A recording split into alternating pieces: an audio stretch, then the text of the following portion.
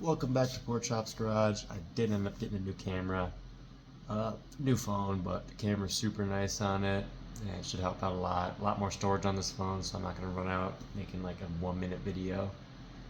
And I'm injured, tore a tendon in my ankle, so I'll be here a lot more, and hopefully filming a lot more and fixing up a lot of stuff I need to do anyways, so let's get to it.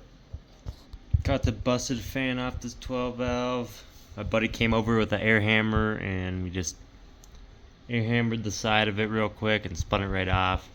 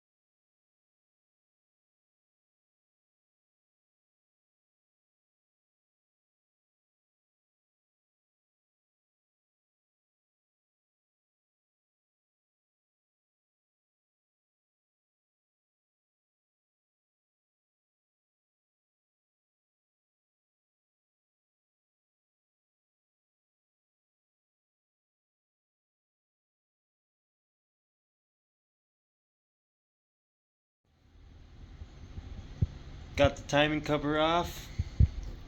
Previous owner told me he fixed the KDP, killer dowel pin, and he was not lying. Little tab on there, killer dowel pin kit. You can also just peen the hole instead of adding more random pieces of metal and Loctiting the bolt. You can just remove everything other than the pin and peen that hole so the thing can never fall out. Personally, that's what I would do versus adding more stuff to your engine, but personal preference, I guess. And you can also just do it for free by cutting a piece of metal and putting it on there versus buying a kit. But to each their own. This is how you check your KDP. This is your pump gear. It's right here. Killer dowel pin. One of the only flaws of these beautiful engines. Thanks for watching, guys.